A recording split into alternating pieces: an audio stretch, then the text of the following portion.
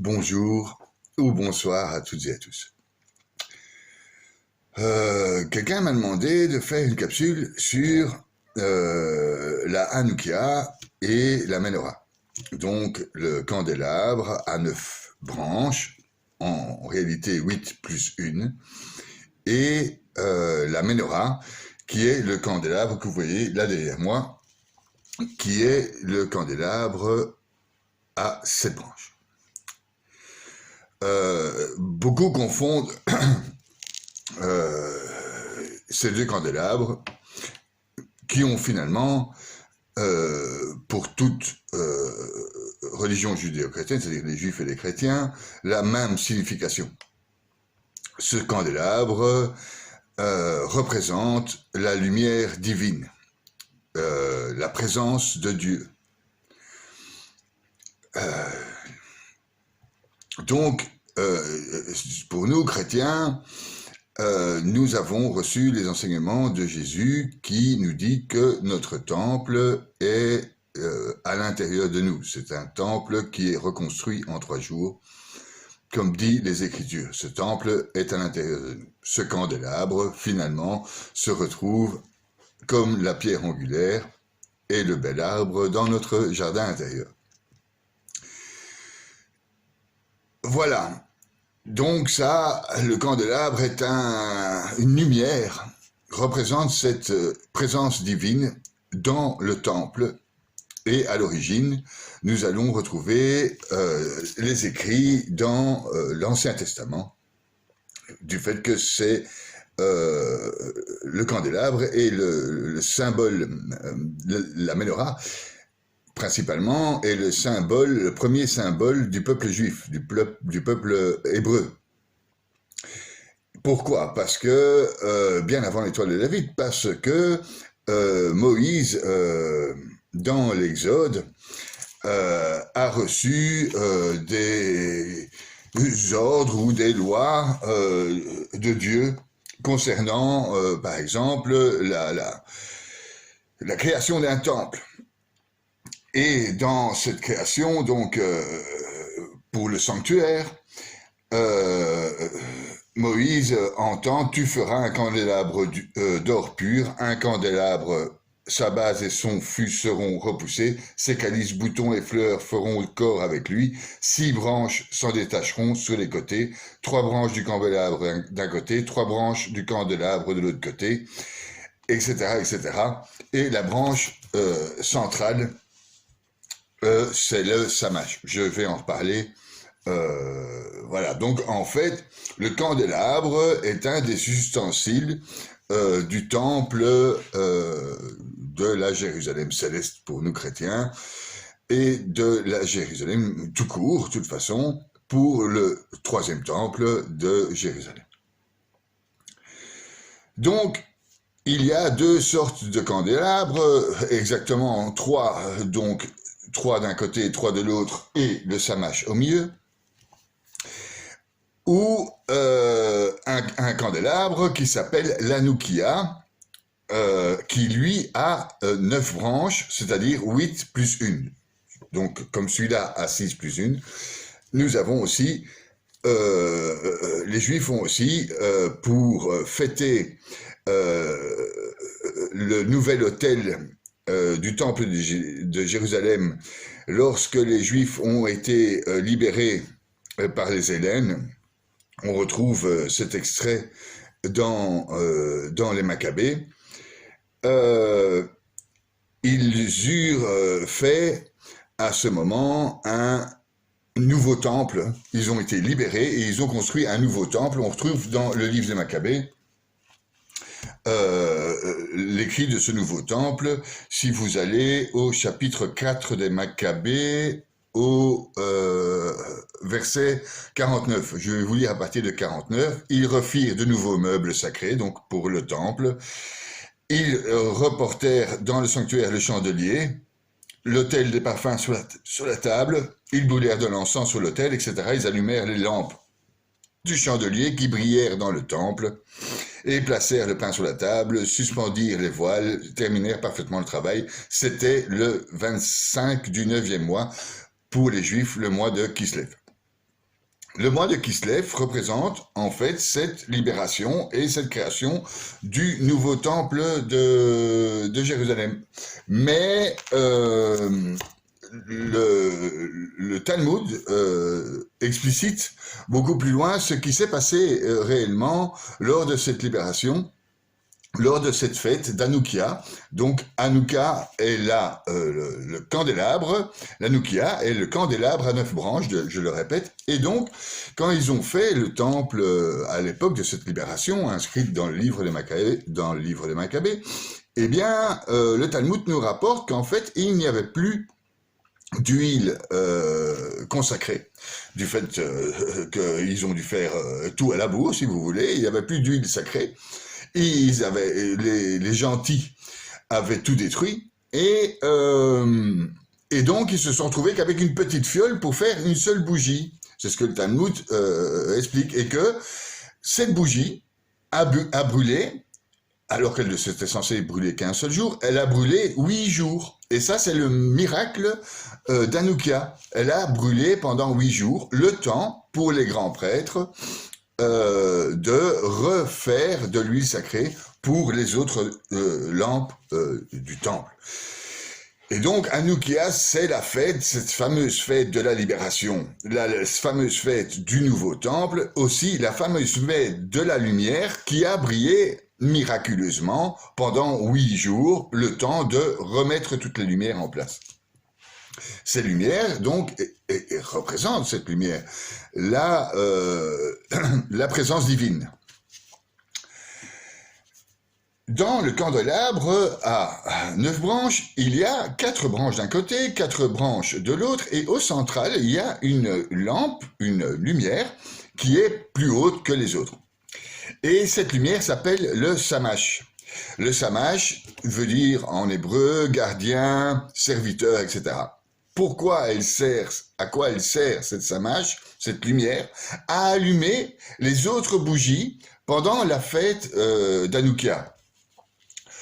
On allume les bougies d'abord par la droite, ensuite on met le deuxième jour une autre bougie, on allume la deuxième en premier, puis la première, etc.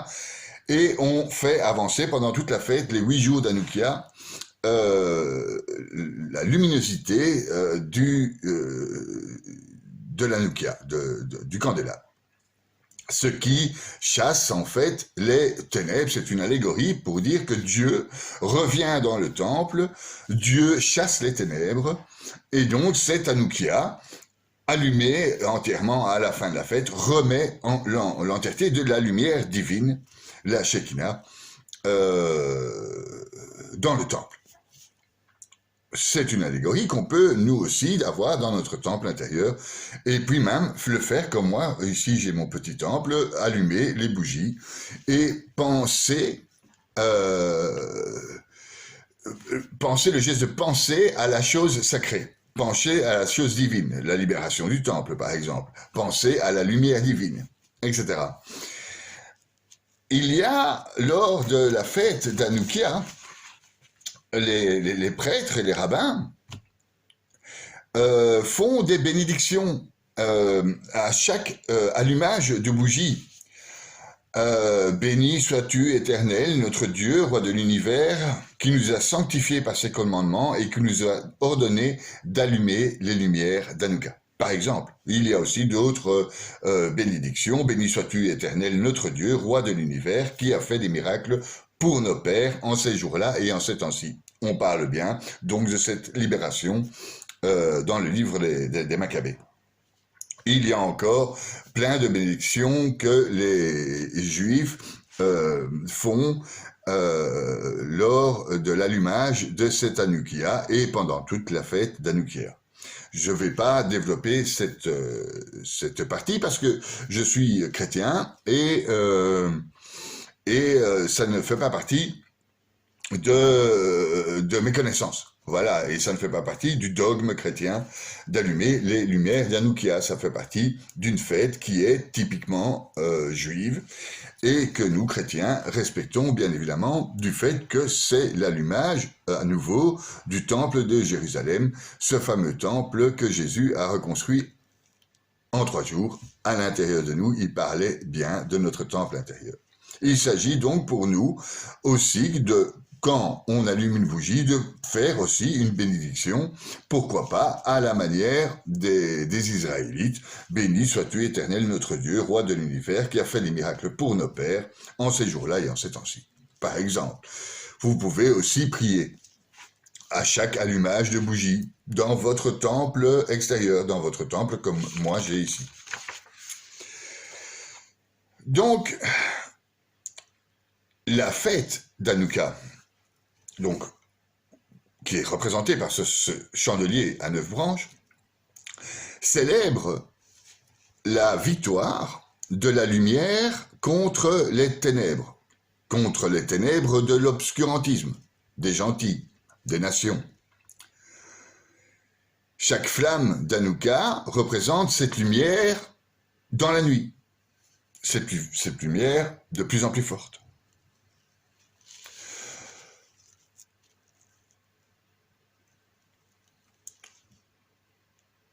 Ça, c'est du côté de Hanouka, Hanoukia, le chandelier à 9 branches, avec exactement 8 plus une le samach qui sert à allumer, et qui est allumé lors de la fête d'Hanouka, le 25 qui se lève.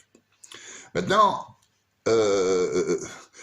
j'ai reçu un jour comme ça, en regardant les vidéos de Yeya Ben Setrit, un rabbin, qu'il nous a dit à un moment, là j'avais noté ça, et j'ai trouvé ça très très intéressant. On peut faire aussi de la gematria avec les lumières d'Hanouka. Donc il y a 8 lumières, vous vous rappelez, donc 8 lumières plus une, le samach qui est le gardien, qui sert à allumer les lumières. Eh bien, si vous faites la somme de ces 8 lumières, si vous faites 1 plus 2, donc la deuxième bougie, plus 3, la troisième bougie, plus 4, la quatrième bougie, plus 5, la cinquième bougie, plus 6, plus 7, plus 8, vous obtenez le résultat 36. Et 36, ce sont les 36 heures de la Genèse, les 36 premières heures de la Genèse, où Dieu commença à créer le monde. Mais d'abord, la terre était informée vide au verset 1. Au commencement, Dieu créa le ciel et la terre. Au verset 2, la terre était informée vide. Il est toujours occupé à créer le monde. Et au verset 3, que la lumière soit, et la lumière fut. Donc, il appela cette lumière jour, et les ténèbres nuit. Il parle de jour et de ténèbres. C'était le premier jour. Donc, 24 heures. On doit tomber sur 36. Et les 12 donc, heures qui manquent, c'est le deuxième jour. Parce que là, donc, Dieu vit que la lumière était bonne, il sépara la lumière des ténèbres, il appela la lumière jour et les ténèbres nuit, ça je vous l'ai déjà dit. Et puis, il dit, il fait un firmament, après 12 heures, si vous lisez bien la Bible, après 12 heures, au moitié du deuxième jour, il fait un firmament, il sépara les eaux qui sont en-dessus du firmament et les eaux qui sont en dessous. Et ce fut ainsi, Dieu appelait le firmament ciel, il y eut un soir, il y eut un matin, c'était le deuxième jour. Donc, c'était le deuxième jour, à partir de 36 heures, Dieu commença à créer la terre, les cieux, les étoiles dans le ciel, l'air, tout ça, tout ce qui nous entoure, à partir donc de ces 36 heures d'Hanouka. C'était un petit détail que j'avais envie de vous partager, amusant, concernant un peu de Gematria, donc de la mystique juive, concernant les lumières d'Hanouka. Donc c'est 9 bougies, 8 plus 1 en réalité. Comme on pourrait aussi dire que les lumières de la Menorah, c'est 6 plus 1, comme indiqué, je vous l'ai lu là tantôt, à Moïse, lors de la fabrication, la mise en œuvre du premier temple, du premier sanctuaire dédié à Yod et Vav et Dieu le Père. Maintenant, venons-en, j'ai fait le topo général de Hanoukia, le candélabre d'Hanoukia et ses 9 lumières. Il y a donc maintenant le candélabre à cette branche que vous voyez derrière moi, qui est le symbole par excellence des Juifs, de l'État israélite, des Israélites. Parce qu'il fait partie de la construction de ce temple, des accessoires essentiels dans le temple. Vous comprenez bien que la lumière divine est essentielle dans le temple, comme chez nous dans les églises. Il y a toujours une menorah, il y a toujours des bougies qui symbolisent cette lumière divine, la présence de Dieu. Donc, toujours dans la Bible, concernant donc la menorah, cette fois-ci, ce candélabre, toujours dans la Bible, en Exode 25, Moïse fut chargé de mettre des candélabres. Salomon, les textes juifs disent que, en fait, il n'y avait pas qu'un seul candélabre dans le temple, près du tabernacle à Jérusalem. Il y en avait plus ou moins 10, 7. Ça dépend les écrits et donc je n'ai pas tout lu pour savoir si c'était exactement 10 ou 7, mais enfin il y avait plus qu'un seul candélabre menorah, il y avait plus qu'une seule menorah dans le temple. Alors dans menorah vient, c'est un terme hébreu, candélabre, et dans menorah il y a nour, or. Or veut dire lumière. Nour veut dire flamme. Donc en fait, dans menorah, c'est la flamme. Cette flamme, nour, menorah, représente la Shekinah. Donc la Shekinah, c'est la présence de Dieu. Selon Zacharie, donc maintenant, selon Zacharie dans la Bible, je vais aller un peu plus loin là, dans la Bible, selon Zacharie, voilà. Donc, je ne sais plus où je suis. Oui, voilà. Les candélabres, Zacharie, chapitre 4. L'ange porte-parole revint et me réveilla comme un homme qu'on tirerait du sommeil, et il me demanda, « Que vois-tu » Je vois, et je répondis, « Un candélabre, tout en or, comme indiqué à Moïse. À son sommet, un réservoir, il porte 7 lampes, donc 7, pas 6, 7, la septième de la menorah, et 7 becs.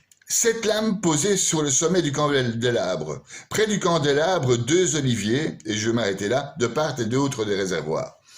Je m'arrête là parce que, en fait, ces 2 oliviers, c'est les oliviers qui nourrissent de leur huile le candélabre. Mais aussi les 7 réservoirs que vous voyez derrière moi, eh bien, ce sont les 7 yeux de Dieu. Les 7 jours de la création, les 7 cieux, ou encore les 7 planètes de notre système planétaire.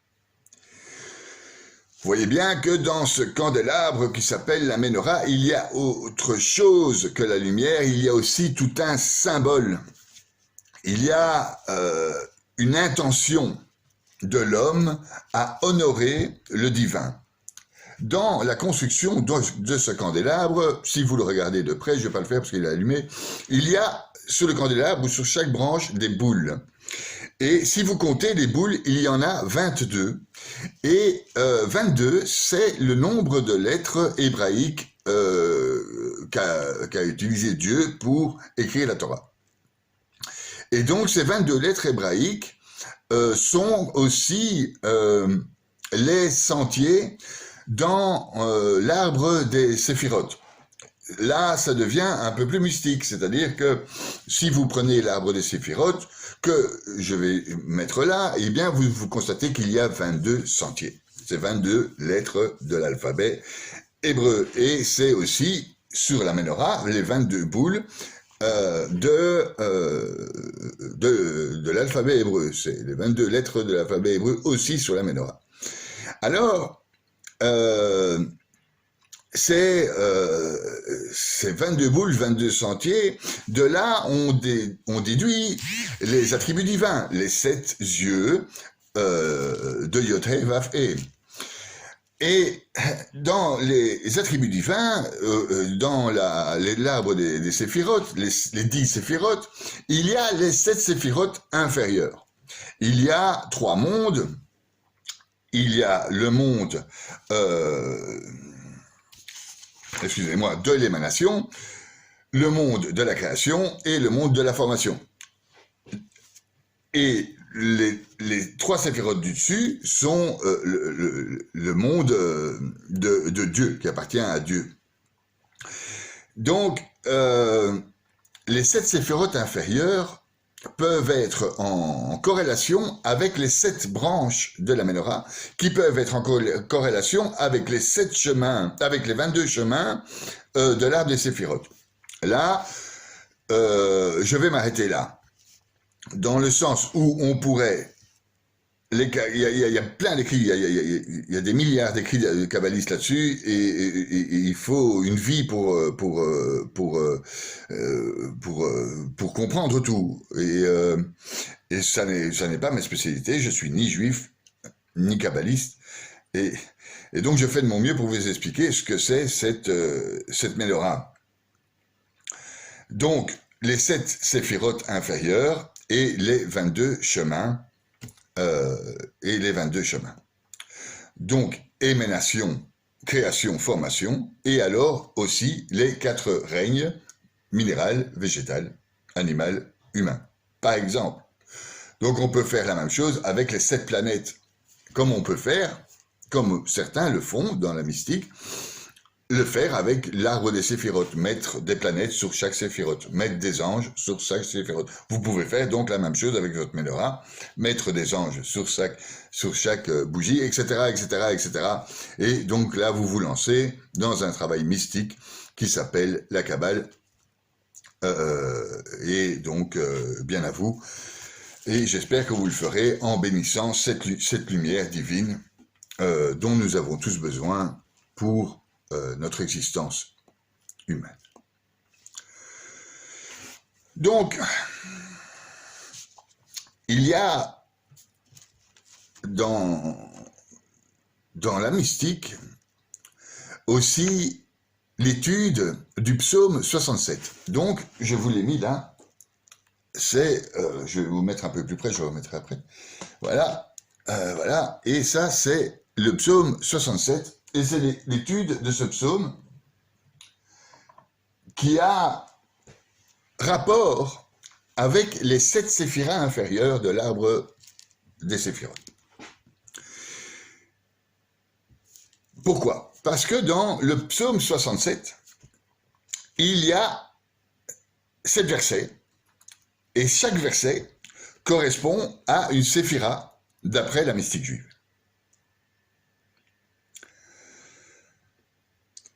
Donc, c'est un seul psaume, le 67.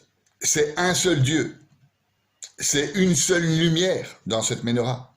C'est une seule lumière dans notre temple intérieur. C'est une seule lumière.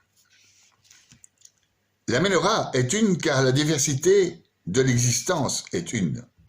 Ceci est l'essence de la vérité, qui est une.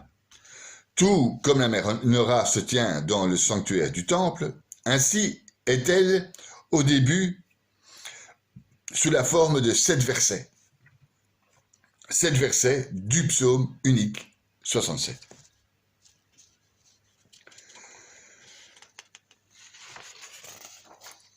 En méditant, donc lors de l'allumage ou lors de nos prières, chrétiens et juifs alors, du fait qu'il s'agit du psaume 67 et que la lecture des psaumes est une base de notre spiritualité. Les moines dans les monastères lisent les psaumes pendant les offices, les 5 offices. Donc les psaumes, c'est de David, pour nous chrétiens, c'est la meilleure des prières. la meilleure des joies, la meilleure des grâces qu'on peut rendre à Dieu. Ce Dieu unique représenté par cette lumière divine sur la menorah qui est dans le temple. Ce Dieu unique représenté par les bougies dans les églises et les menorahs dans les synagogues. Donc, j'en viens donc à ce psaume 67 et je vais le détailler par rapport aux 7 séphirotes inférieures, les 7 branches, ce que vous voyez comme des siens. Donc, Hesed, la boule, la séphirote de la miséricorde. C'est le paragraphe 1 du psaume 67. Que Dieu nous fasse grâce, qu'il nous bénisse, qu'il nous garde avec bonté. Géboura, la force, c'est le paragraphe 2. Afin que sur terre on reconnaisse comment tu interviens et dans toutes les nations, on voit comment tu sauves. La force, Géboura. Tiferet, le centre, la boule centrale de l'arbre de Séphiroth. Que les peuples te louent, ô Dieu, que tous les peuples t'adressent les louanges. Netza, la victoire. Que les nations jubilent et qu'ils chantent d'allégresse, car c'est avec justice que tu juges le monde et avec droiture que tu juges les peuples. Od, le fondement. Que les peuples te louent, ô Dieu, que tous les peuples t'adressent leurs louanges. Yesod, la gloire. La terre produit sa récolte. Dieu, notre Dieu, nous a bénis. Malkoud, la boule du bas, l'ancrage pour certains. Oui, que Dieu nous bénisse, qu'il soit révéré jusqu'aux confins du monde. Voilà ce qu'il en est pour les 7 branches de la Ménorah et les 7 versets du psaume 67, que je vous invite à lire lors de l'allumage, alors de votre Ménorah, chez vous, si vous en avez une, dans votre temple. Si vous n'avez pas de temple et que vous avez un temple intérieur, ce que j'espère, allumez cette Ménorah avec ce psaume 67 et réfléchissez à chaque séphirote. C'est ce qui s'appelle la kavana en hébreu, c'est-à-dire l'intention. Donc vous pouvez acheter une Ménorah et l'allumer sans intention. C'est rare. Mais au plus on met d'intention, au plus la lumière divine entrera dans votre cœur, dans votre temple intérieur. Je finirai par une bénédiction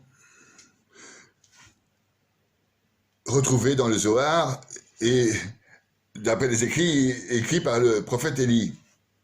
Maître de l'univers, nul ne peut te connaître en totalité. Sans toi, il n'y a pas d'unité dans les royaumes supérieurs et dans les royaumes inférieurs. Donc, inférieur, la lumière, dans la Ménorah, supérieur, la Shekinah, la présence divine. Tu es comme la cause de tout, et tu es le maître de tout, une seule lumière. Chaque séphira, chaque séphirote, a un nom distinct, et par celui-ci, les anges sont appelés de même. Toi cependant, tu ne possèdes aucun nom connaissable, car tu es la source de tous les noms. Tu es la perfection de tous les noms. Lorsque tu te retires d'eux, tous les noms sont comme un corps sans âme.